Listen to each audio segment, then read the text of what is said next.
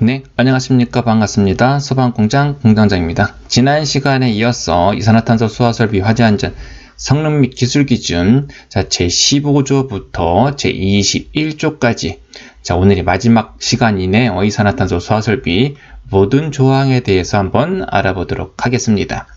보니까 비상전원에 관련된 사항, 배출 설비, 과압 배출구, 설계 프로그램, 안전시설 등 설치 유지 기준의 특례부터 해서 부치까지 한번 알아보도록 할게요.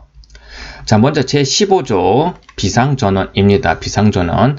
이산화탄소 소화 설비의 호스릴 방식은 제외한다. 이건 자체 전원을 가지고 있기 때문에 비상전원이 따로 필요 없다. 이산화탄소 소화 설비의 비상전원은 종류가 있네요. 자가발전 설비, 축전지 설비, 전기 저장 장치로서 다음 기준에 따라 설치해야 한다. 이산화탄소 소화 설비 비상전원으로 쓸 수 있는 건 몇 가지, 세 가지 있다. 자가발전 설비, 보편적으로 이렇게 생긴 발전기를 의미하겠죠. 축전지가 들어가 있는 축전지 설비도 가능하고요. 외부 전기 에너지를 저장했다가 사용하는 전기 저장 장치, 이런 것을 이산화탄소 소화 설비의 비상전원으로 사용해도 된다라고 되어 있다. 여기 박스 안에 있는 TC 기술 기준을 보면은 자가발전 설비, 축전지 설비, 전기 저장 장치로 할 수 있다. 설치해야 된다. 다만, 이렇게 해서 비상전원을 설치해야 되는데, 다만이라는 것은 아니 해도 된다라는 개념이 될 겁니다. 다만, 2 이상, 2 이상의 변전소에서, 변전소 그림을 그려놨죠. 하나, 둘.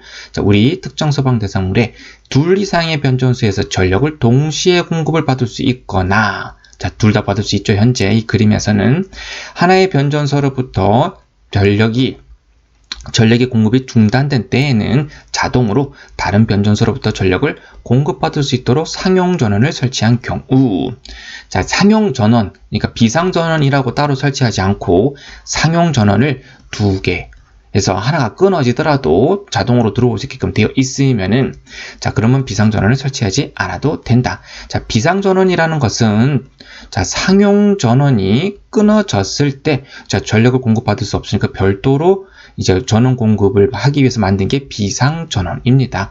하지만 변전소가 상용전원이 2군데서 이렇게 들어온다고 하면은, 굳이 2군데서 들어오기 때문에 비상전원을 하지 않아도 되더라. 그런 개념에 들어가 있다. 비상전원을 제외하신 경우입니다.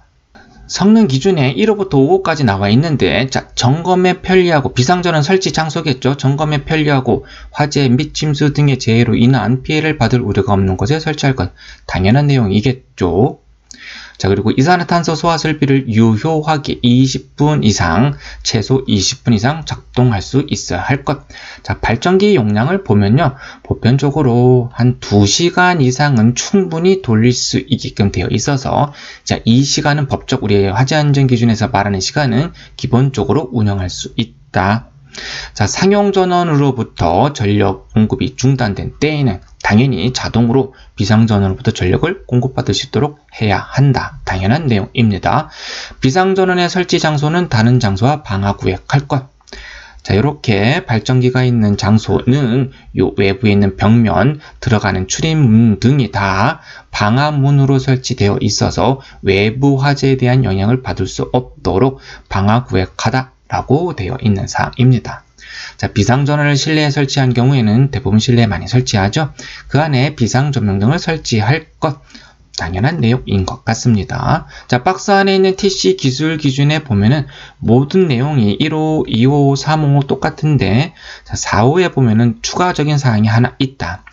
그래서 우리가 화재 안전 기준을 공부할 때 여기 성능 기준과 기술 기준을 같이 봐야 됩니다. 이렇게 별개로 단서 조항이나 추가로 들어간 사항들이 있을 수 있기 때문에 항상 비교해서 보는 습관을 들여야 되도록 할 것 같습니다.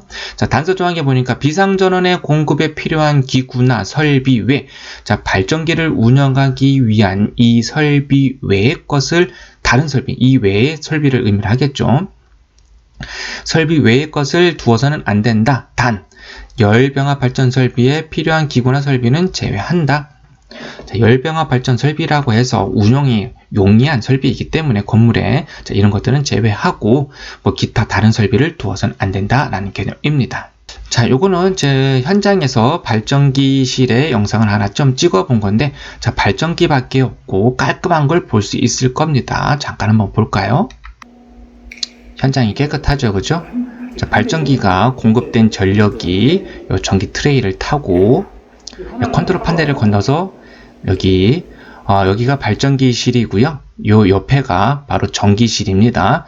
자, 발전기에서 발전된 전기가 이 트레이를 타고 여기 전기 판넬, 전기실에 있는 전기 판넬을 통해서, 자, 처음에는 상용전원에 의해서 해당 부하의 전력이 공급이 되다가 이제 상용전원이 끊어지면 여기 트랜스가 바뀌면서 비상전원이 돌겠죠. 발전기가 돌면서 그 전원이, 자, 여기 전기실을 통해서 해당 부하의 전력이 공급받을 수 있게끔 되어 있다.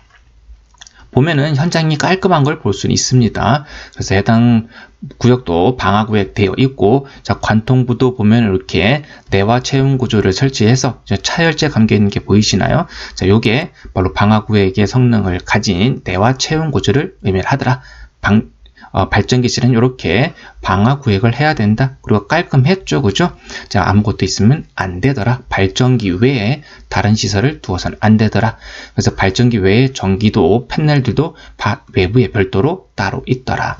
그래서 발전기실에 보면은 발전기하고 요거 제어용 컨트롤 판넬 하나, 자, 그리고 보통 경유를 많이 쓰니까 경유 탱크가 같이 있기도 하고, 여기 좀 큰 경우는 별도로 또 구획해서 설치하기도 합니다.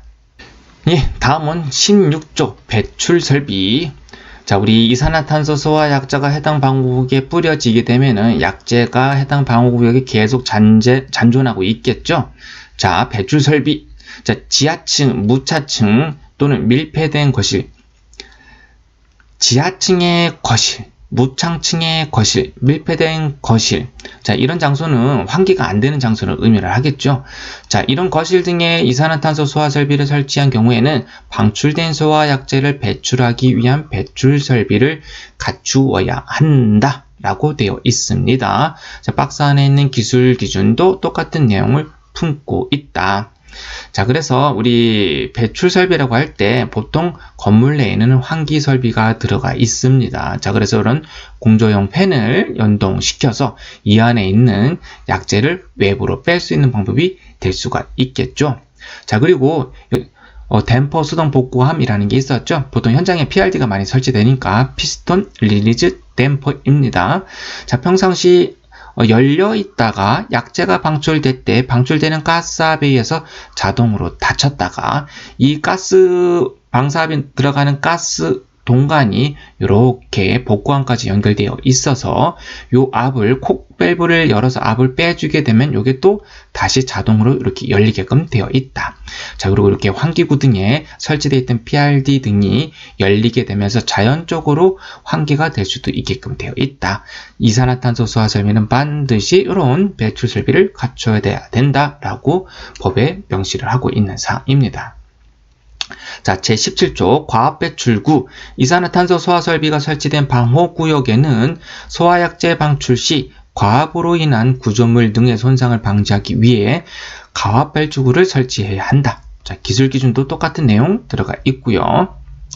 자, 우리가 여기가 밀폐된 방호구역이잖아요. 여기다가 이산화탄소 소화 설비를 쏟아붓게 되면은, 여기에 공간의 최적에 밀폐된 장소에 약재를 계속 뿌려넣게 되면 이 안에 내부의 압력이 상승하게 되겠죠. 그래서 너무 과도하게 상승되게 하게 되면은 여기 닫혔던 이런 계구부의 댐퍼 등이 파손돼서 다시 열리거나 계구부가 파손될 수도 있는 상황이 벌어질 수 있다. 자, 그래서 과압이 발생됐을 때 약재가 보편적으로 우리 이산화탄소는 보통 이 분자량이 탄소가 12, 산소가 16 곱하기 2개 있으니까 보통 44g/몰이죠. 계산하게 되면 몰당 44g. 자, 공기는 29g/몰의 무게를 가지고 있다. 자, 그러면은 이 이산화탄소 같은 경우는 공기보다 29 분자량 갖고 있는 공기보다 대략 1.5배 무거워요. 1.51배 정도 무거운데 약재가 뿌려지게 되면 공기보다 무겁기 때문에 보편적으로 요 하부에 앉아 있겠죠. 가라앉아 있을 겁니다. 그래서 얘네들이 방출되면서 하부에 가라앉기도 하고 내부에 압이 급격하게 상승하게 되는데 요때 보면 과압 배출구라는 걸 이렇게 설치합니다.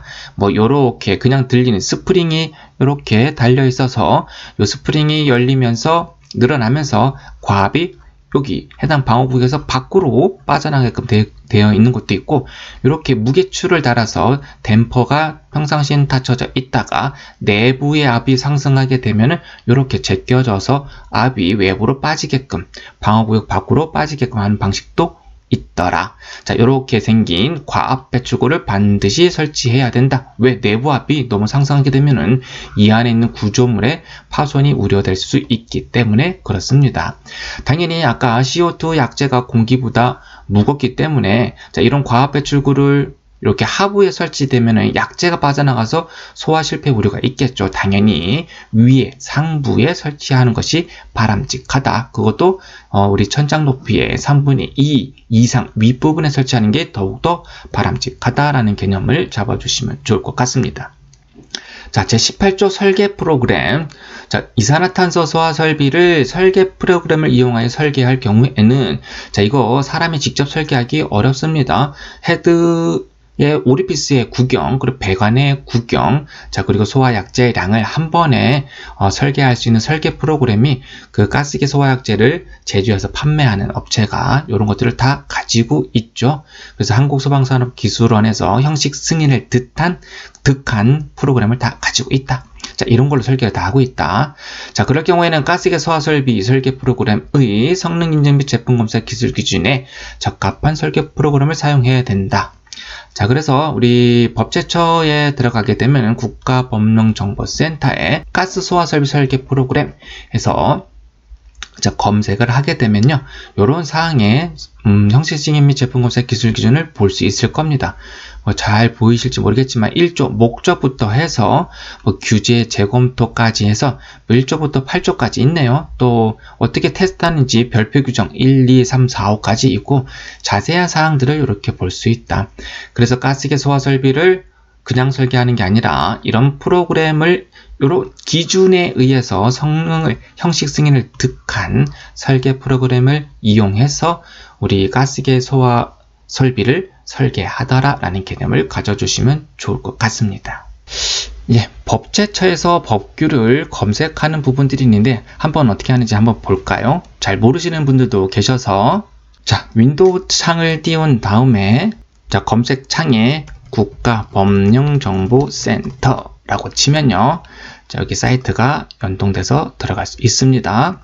아까 가스 소화 설비 설계 프로그램이었죠. 가스 소화 설비만 한번 쳐볼게요. 그래서 보통 행정규칙으로 가서 검색을 해야 됩니다.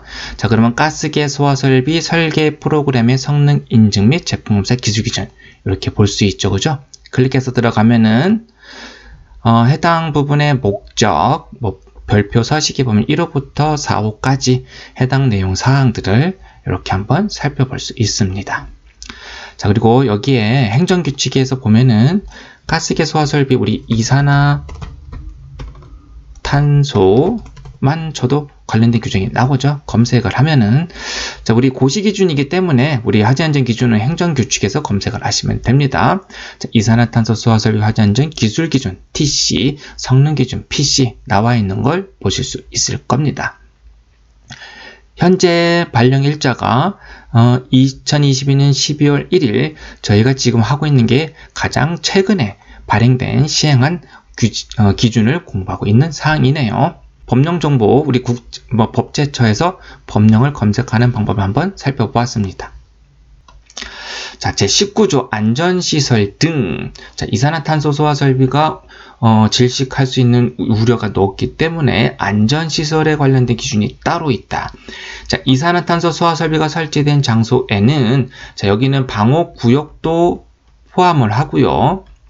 그리고 가스계 설치 약재실도 같이 포함을 한다는 사항을 알아주시면 좋을 것 같습니다. 자, 이런 장소에는 시각경보 장치, 위험 경고 표지 등의 안전시설 등을 설치해야 된다라고 되어 있습니다. 자, 이렇게 해당 방호구역에 들어가는 부분에, 자, 이렇게 보면 시각경보 장치 보이죠? 안에 약재가 방출되면은 요게 반짝반짝하면서 이 안에 약재가 방출되고 있고 위험하다는 사실을 시각적으로 알려주는 시각경보 장치를 설치하게끔 되어 있고요.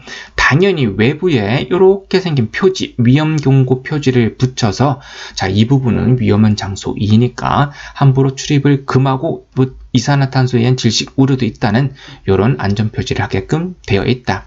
우리 NFTC PC 106에는 시각경보장치, 위험경고 표지 이렇게 두 가지만 나와져 있는데요. 자, 뒤에 보면은 제가 하나 또 소개를 해 놓은 게 있습니다.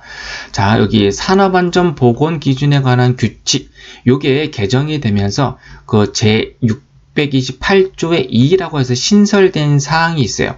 물론 소방법은 아니고 산업안전보건기준이긴 하지만 요 내용에 보면은 세부적으로 요 법을 개정한 사유가 들어가 있다. 자, 그래서 요 기준에 맞춰서 현장은 운영되어야 합니다. 그게 맞고요. 소방에서 지적을 하지 않더라도 산업안전보건기준법에 의해서 다른 점검에 의해서 지적을 받을 수 있게끔 된다는 거죠.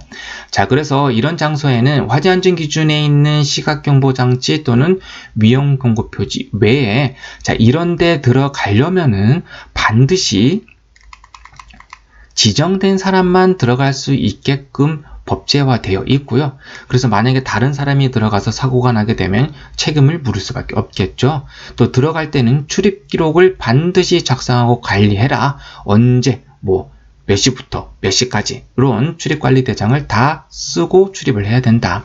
자, 그리고 출입 시 들어갈 때는 반드시 환기 조치를 먼저 하고 난 다음에 들어가라. 자, 그리고 보면은 산소 농도 또는 이산화탄소의 농도를 측정할 수 있는 이런 감지기를 설치, 내부에 보면은 산소 농도 측정하는 것이든 이산화탄소 농도를 측정하는 것이든 감지기가 설치가 돼서 외부에서 이렇게 식별할 수 있게끔 설치를 하라. 이런 규정도 들어가 있다. 자, 그리고 당연히 들어가는 사람들의 작업자도 들어갈 수 있을 거잖아요. 정기적인 안전교육을 반드시 실시하게끔 되어 있고, 자, 들어갈 때는 작업계획서도 언제부터 몇 시부터 언제까지 며칠간 작업한다는 세부적인 작업계획서, 그리고 작업할 때는 통제구역이다 주변에 알릴 수 있는 사실, 위험 표지도 설치해야 되고요. 자, 들어갈 때는 솔레노이드 밸브의 안전핀을 반드시 체결하고 작업을 하게끔 되어 있다. 자, 그리고 배관 등 안에 우리 이산탄소 소화 설비를 공사하거나 만지는 사람들은요, 보수공사라는 사람들은 반드시 또는 산소호흡기, 공기호흡기를 또 착용하고 작업을 하도록끔 되어 있다. 자, 그리고 이산화탄소 소화 설비 같은 경우는 이런 수동 잠금 밸브, 락아웃 밸브라고 해서 이런 것 설치한다고 했죠. 이런 것을 반드시 잠가 놓고 하라. 라는 내용이 그 관련된 628조의 2에 보면은 좀 이렇게 단출하게 표현하긴 했지만 그런 사항이 자세히 들어가 있다 라는 것을 좀 같이 이해해 주시면 될 것 같습니다. 그래서 화재안전기준에서 얘기하는 시각경보장치, 위험경고 표지 외에 상당히 많은 기준들이 있구나 라는 것을 여러분들께서 알아두시면 좋을 것 같고, 그만큼 이 장소는 이산화탄소 소화 설비가 설치된 장소는 위험한 구역이구나 라는 것도 인지를 해주시면 좋을 것 같습니다. 자, 제20조 설치 유지 기준의 특례.